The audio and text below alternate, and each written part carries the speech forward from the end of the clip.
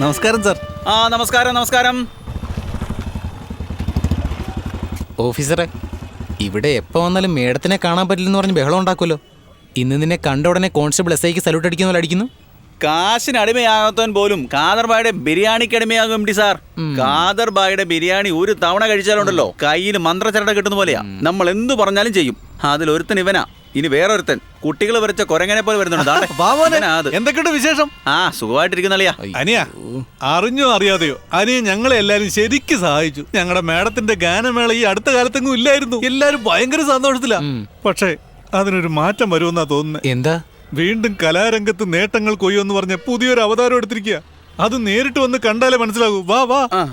എടോ, എന്താ ഇത്?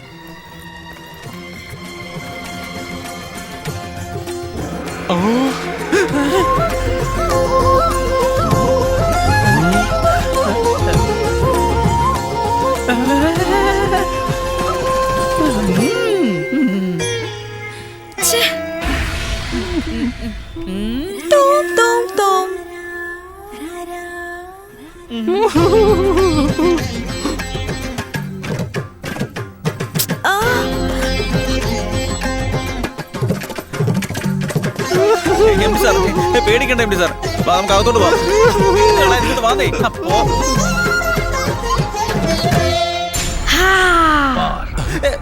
முழுசா சந்திரமுகியா மாறி இருக்கிற மனைவி கங்காவை എന്ത് പറ്റിയത്? എം ഡി സാറേ, എന്താ പറ്റിയത്? എം ഡി സാറേ, എം ഡി സാറേ, അഴകരാജൻ, അഴകേ രാജൻ, ഇടേ. എന്റെ ദൈവമേ, ഹാർട്ട് നിന്ന് പോയല്ലോ.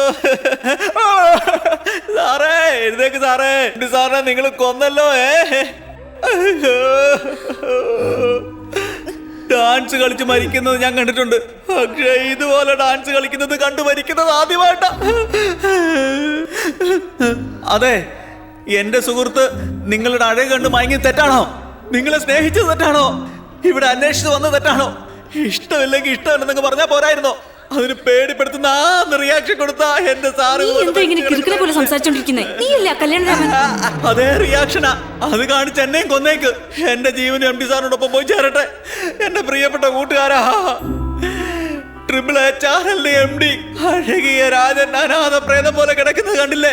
പേപ്പറിൽ പരസ്യം അറിയിക്കാൻ പോലും കൈ പൈസ ഇല്ലാതായി പോലോ.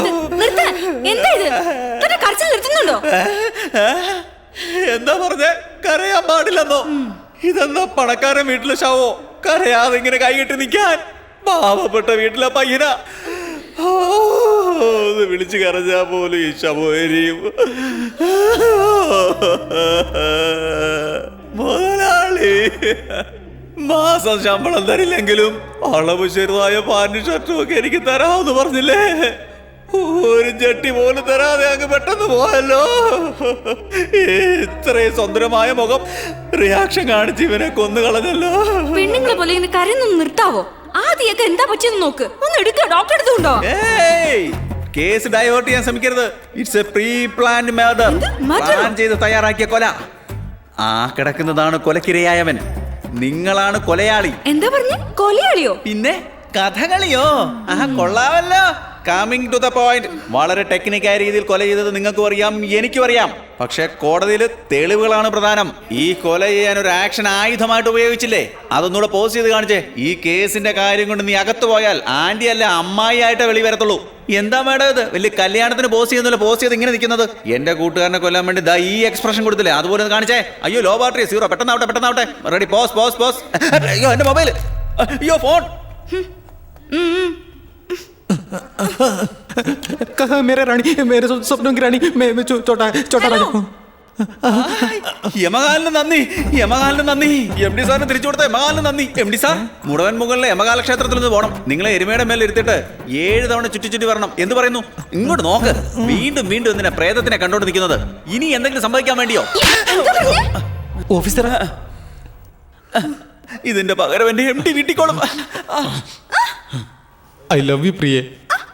നിന്നെ കാണാൻ ഇഷ്ടമല്ല, സംസാരിക്കാൻ ഇഷ്ടമല്ല, ഒന്നും ഇഷ്ടമല്ല. ഗെറ്റ് ലോസ്റ്റ് എന്ന് പറഞ്ഞിട്ട് ഇവിടെ വന്ന് ചീപ്പ് ഡ്രാമ കളിക്കുന്നു. ഡ്രാമയൊന്നും അല്ല പ്രിയേ, നിന്നെ കണ്ടിട്ട് ഒത്തിരി നാളായില്ലേ. ആ സന്തോഷത്തിൽ കിരികിരിന്ന് വീണതാ. വിളിച്ചായിരുന്നു മാഡം. ഡോ താനങ്ങനെ അകത്ത് കയറി നിങ്ങൾ- ആരോട് തന്നെ കയറ്റിവിട്ടെ മര്യാദക്ക് വയ്ക്കോ. ആണോ ക്ഷമിക്കണം, ഞാൻ മൂത്രം ഒഴിക്കാൻ പോയപ്പോ ഇയാൾ നുഴഞ്ഞു കയറിയതാ. ഒന്ന് ഇറങ്ങി പോടോ. ഇനി 2 മിനിറ്റിനുള്ളിൽ ഇയാൾ ഇവിടുന്ന് പറഞ്ഞു വിട്ടില്ലെങ്കിൽ തന്റെ ജോലി ആയിരിക്കും തീർക്കുക. പ്രിയ പ്രിയ പ്രിയ ഞാൻ ചെയ്ത തെറ്റിന് ഇവരെ സോറി ചേട്ടാ, ഞാൻ കാരണം ചേട്ടന്റെ ജോലി പോകുന്നത്. ജോലി പോയാ പോട്ടെ മോനെ, ഇവരുടെ കുടുംബത്തിൽ കയറി പാട്ട് കേട്ട് എന്റെ മുടി മുഴുവനും പോയി. ദേ കണ്ടില്ലേ അനിയ, ഇതൊന്നും കണ്ട് തളരരുത്. വേഗം ചെന്നാ ഡാൻസുകാരിയെ പിടിച്ച് കെട്ടാൻ നോക്ക്. Stop stop stop stop.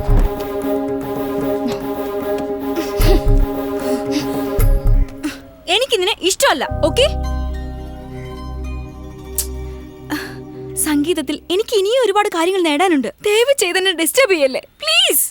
എന്താ വീണ്ടും സംഗീതത്തിൽ സാധിക്കാനുണ്ടെന്നോ? രാജാ എന്താ കളിയേക്കോ? തലയ്ക്ക് സുഖമില്ലാത്തവരെ പോലെ കാണിച്ചില്ലേ, അതുകൊണ്ടാ. എന്റെ തലയ്ക്ക് സുഖക്കുറവൊന്നുമില്ല. നല്ലൊരു മാസ്റ്റർ നോക്കി കിട്ടിയില്ല, അതുകൊണ്ട് ടൈം വേസ്റ്റ് ചെയ്യാതിരിക്കാൻ ഞാൻ പ്രാക്ടീസ് ചെയ്തതാ. വെറും 30 ദിവസം കൊണ്ട് ഒരു നല്ല മാസ്റ്റർ എടുത്ത് ഭരതനാട്യം പഠിച്ച് ശോഭനയുടെ ട്രൂപ്പിൽ ഞാൻ തീർച്ചയായും ഡാൻസ് ചെയ്യും. ഞാനായിരിക്കും അടുത്ത ശോഭന. പറയുന്നത് കൊണ്ട് തെറ്റിദ്ധരിക്കാൻ പാടില്ല. 30 ദിവസത്തിൽ വേണമെങ്കിൽ വ്രതം ഇരിക്കാം, ഭരതനാട്യം ഒന്നും പറ്റത്തില്ല.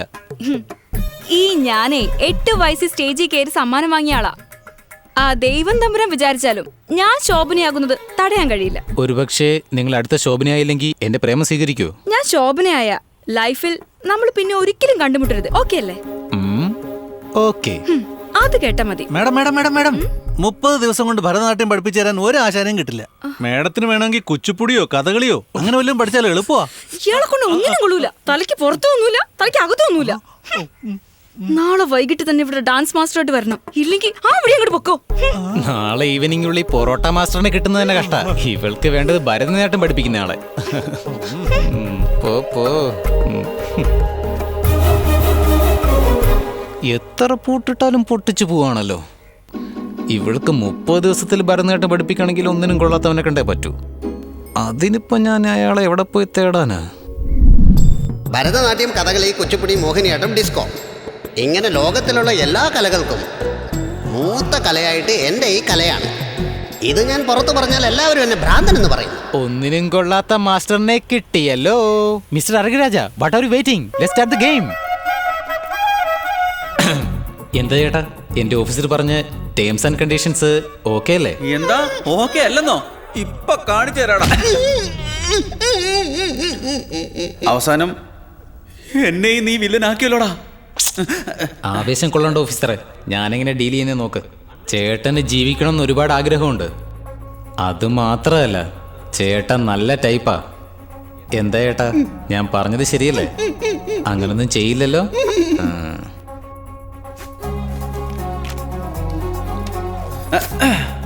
MD സാർ, എഗ്രിമെന്റ് എല്ലാം റെഡിയാക്കിയിട്ടുണ്ട്. അപ്പോ രാഹുകാലത്തിന് മുമ്പ് അവസാന വാക്ക് എടുത്താലോ? ദേ പറഞ്ഞേക്കാം, എഗ്രിമെന്റിൽ എന്താ പറഞ്ഞിരിക്കുന്നത് അത് മാത്രമേ സംസാരിക്കാവുള്ളൂ. എക്സ്ട്രാ എന്തെങ്കിലും സംസാരിച്ചാൽ ഈ കീറിയ വായിൽ ഫെവിക്കോൾ കയറ്റി ഒട്ടിക്കും ഞാൻ. Ready MD sir? ബലരാമനാകിയ ഞാൻ 30 ദിവസത്തിനുള്ളിൽ എനിക്കറിയാവുന്ന ഭരതനാട്യം ഞാൻ പറഞ്ഞു.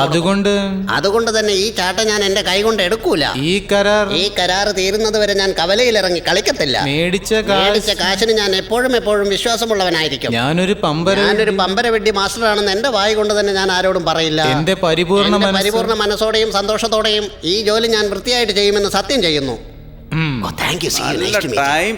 ഇതുവരെ നിങ്ങള് ബലമാണ് ബലരാമൻ, ഇനി നിങ്ങള് തില്ലാന ബലരാമൻ. പേയ്മെന്റ് കൊടുക്കും. ഓഫീസറെ, ഒരു ഫോട്ടോ എടുത്തോ, എവിഡൻസ്. ഒരു മിനിറ്റ്. എന്ത് പറ്റി? അതെ, ഗ്ലെയർ അടിക്കുന്നു. ലൈറ്റ് കട്ട് ചെയ്യട്ടെ. റെഡി?